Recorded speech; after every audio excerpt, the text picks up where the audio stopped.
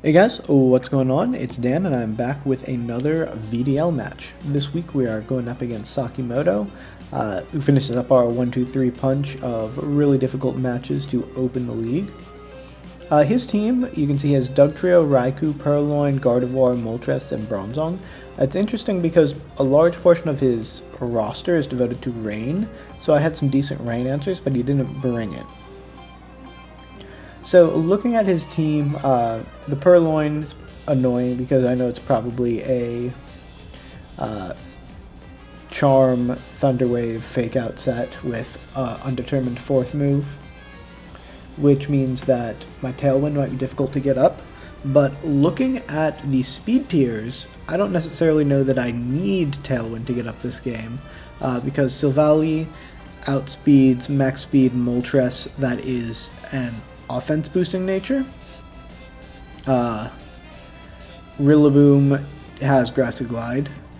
Latios will outspeed, I believe, max speed Raikou.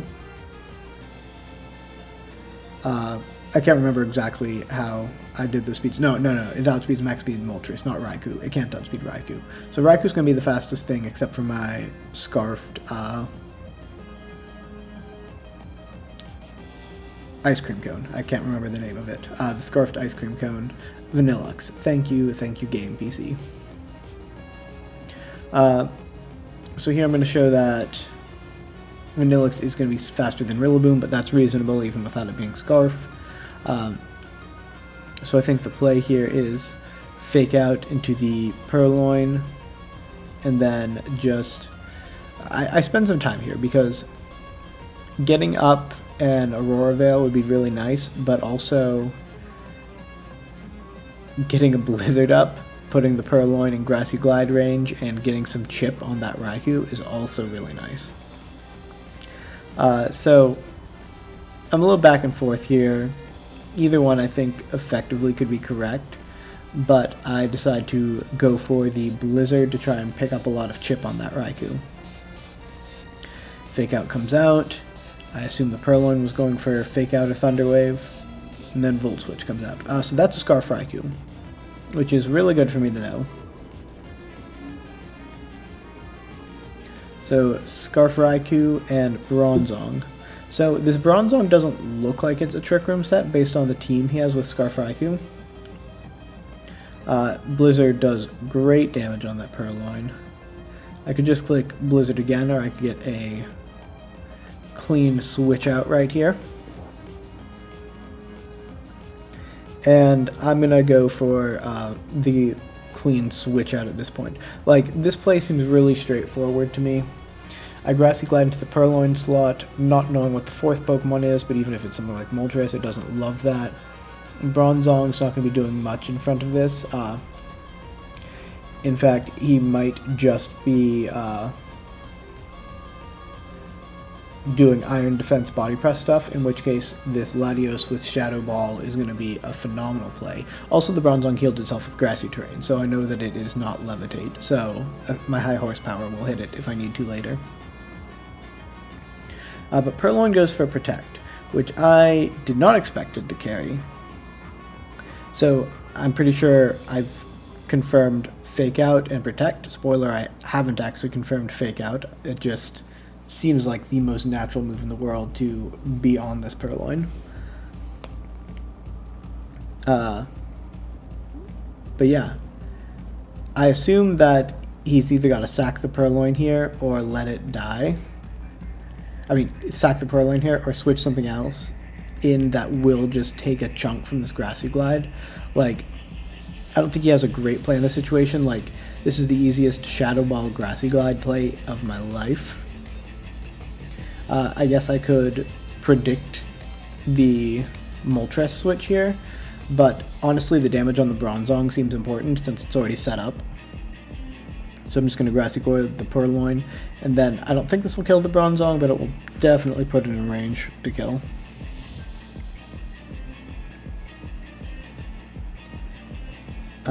So yeah, I'm able to lock my plan pretty quickly. Sakimoto's thinking it over, because it is not super straightforward, but he does have the Moltres in the back, which is good to know. So here, I Grassy Glide into it. That damage range makes me think it's not super bulky, but it might survive a Thunderbolt from this Latios. The HP level that Latios is at, assuming a pretty standard Moltres set, even if it does have Sucker Punch, I'm beyond fine there. So here I think the play to make sure I preserve the Rillaboom is to predict the Protect on the Bronzong and Grassy Glide plus Thunderbolt into the Moltres. I mean, it just seems very straightforward, like not too much can go wrong in that with that play.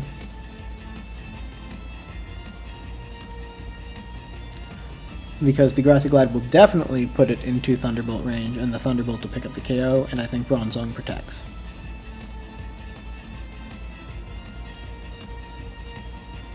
And I feel good about this play, given what Moltres sets he's run in the past, what I expect out of this particular Moltres set as well, because my team is generally more physically defensive than specially defensive, so I think he's absolutely running a special Moltres this week, especially considering Moltres' physical sets aren't great. I see the Protect, I'm like, I called it right. Sucker Punch comes out, I should survive this, and I do not. So, we've learned that this is a physical Moltres set, and Life Orb physical Moltres. I could have some issues. So Berserk doesn't actually matter because it's physical. And at this point, I'm very nervous about this Bronzong just setting up on me, as I should be. So I'm going to... man, this is a lot of after turn effects. No wonder so many battles of mine go to timer. So here, the Vanilluxe switch-in would force a Moltres switch out, or the Savali switch-in might not necessarily force a switch out, but I think it's the wrong play. Vanilluxe is probably better, because I've got to assume that this Moltres has a flying type move. But I also know that I built Savali to outspeed all attack nature boosting Moltres sets. So unless he's running Jolly max speed, this should still be fine, and I don't really see any reason for him to run Jolly max speed. And even if he switches something in there like the Purloin or the Raikou, it still really doesn't want to take a multi-attack, but I kind of want to predict the Raikou switch in and go for the Snarl. Because a Raikou switch in just makes so much sense in this position that getting it weak would almost lock up this set for me, or this game for me. And I thought I'd already had it locked up with my sets for this Moltres. But instead this Moltres shows that it is a speed boosting nature and uses Brave Bird into the Rillaboom and is able to one-shot it. Suddenly I'm in a lot of danger.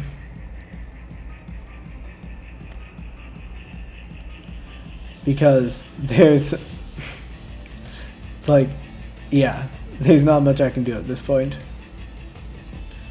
Savali survives because it's a tank, but it won't survive too much longer.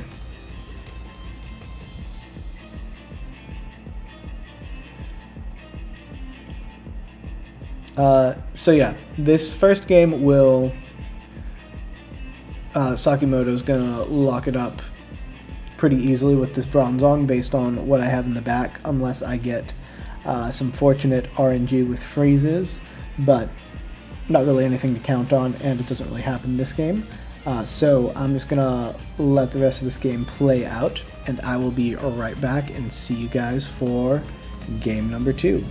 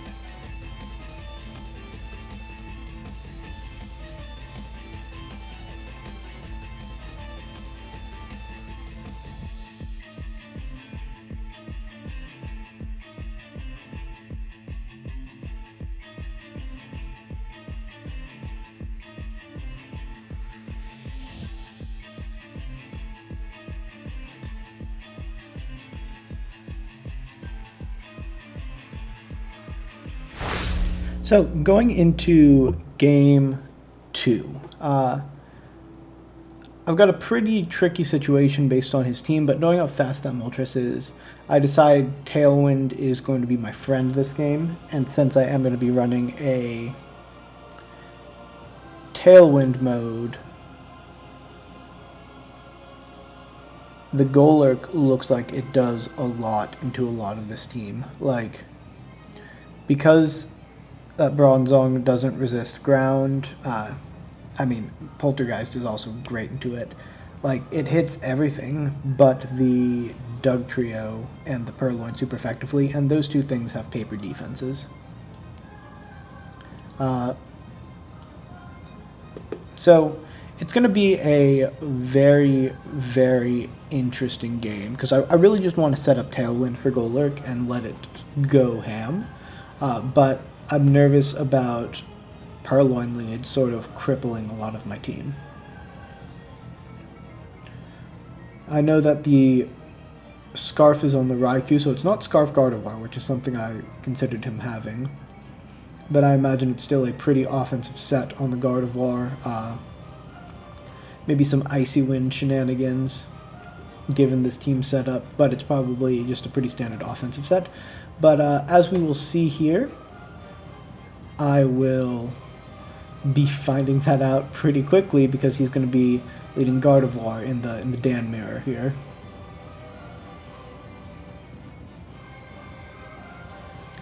So, Gardevoir Purloin. I want to read a Purloin Protect here because I know it, but I also don't want Purloin to fake out the Aerodactyl and break the Sash. Like, that just seems so standard to fake out and break Sash on Purloin. Like, you always click it. You let your Sash get broken, because if I don't fake it out, you can max punish me here. Grassy Seed Gardevoir is annoying because now I can't hit it with Poltergeist. Lesson learned on that one. I don't know if Poltergeist is going to be as consistently the ghost move on my sets for Golurk, given 2 out of 3 weeks I've had a Grassy Seed opponent run against me. But we can fake out into the Purloin and just get Tailwind up. Seems pretty straightforward. This Gardevoir could set Trick Room, which would be scary for me. Yeah, that makes sense. So, I mean, I could have Grassy Glided there, which I very strongly considered, but this play had... I was punished less for this play than I would have been if I made the other play and he made the other play. But Will-O-Wisp, Grassy Seed Gardevoir, this is going to be a problem for me. I need Latios to deal damage into this thing.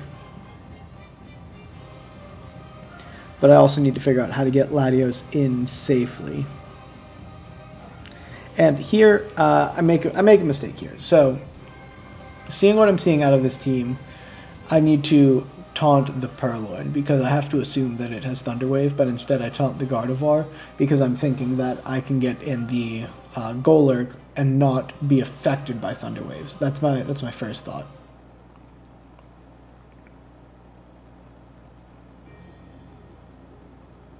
Honestly, taunting the Gardevoir isn't the worst thing in the world. Like, I say it's a mistake, but it's not as huge a mistake. It just sets up a potential call he could make next turn. So I taunt the Gardevoir here, and it just goes for a Moonblast into the arrow. And here, I know I need to switch Rillaboom out, because the damage profile of what I'm facing is just absolutely pitiful. So I assume he's going to go into the arrow again, and then he probably thinks I'm going to switch out the Rillaboom, and if he calls what I switch into with either a Charm or a Thunder Wave, it's a big problem for me. But I'm going to assume he thinks Charm, because Golurk makes a lot of sense based on what I've done so far. So I'm going to put in the Latios instead of thinking he's going for a Thunder Wave.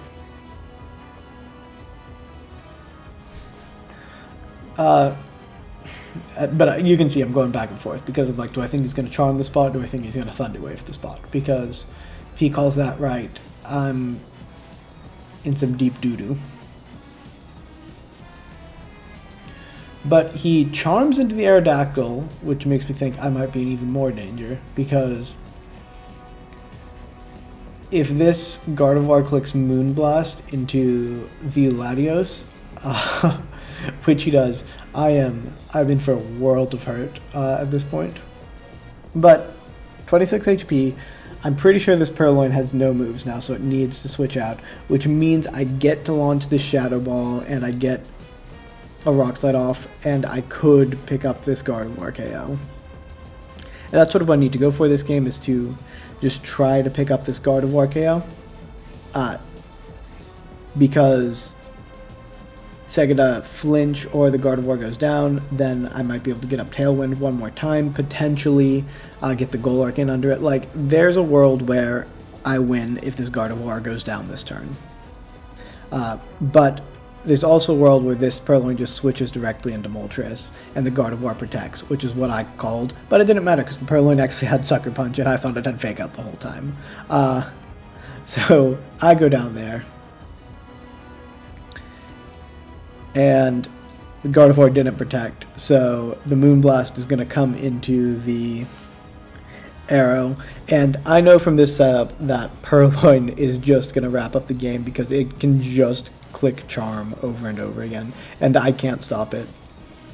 Well, no, it's taunted still for a turn, but Gardevoir is not taunted, so Gardevoir can Will-O-Wisp the Golurk, then the Purloin can start charming. And this is an issue for me. Pretty obviously. So yeah, there's not a lot I can do in this situation, but hope for some running crits at some point. But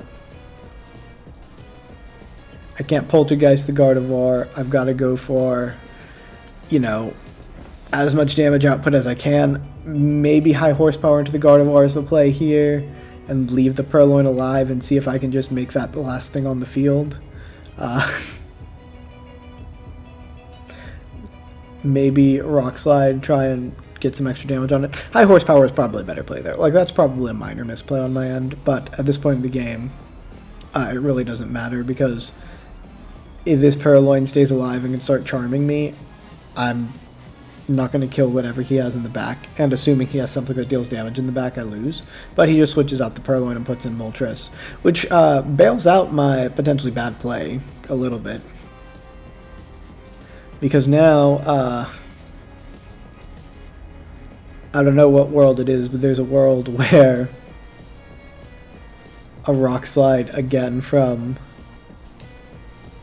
the Golurk gets a high enough roll to KO that Moltres, and I don't know. There's me. This is just me thinking, like, how in the world could I potentially win this game at this point? Like, I've pretty clearly lost, but I've got to always look for my outs, and I think my out is what do I click?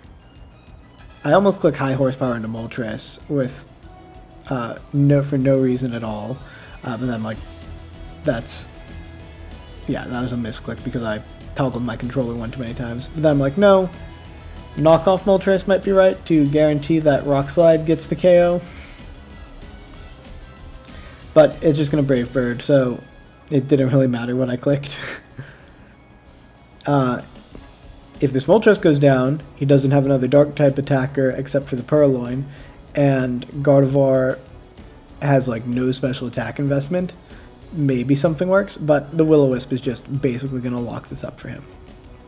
So I'll let the rest of this battle play out, but he can basically just send him Purloin, start charming, and then whittle me down with Gardevoir Moonblast, which is what's going to end up happening. So, good game, Sasaki-Moto. I unfortunately will start the VDL 0-3.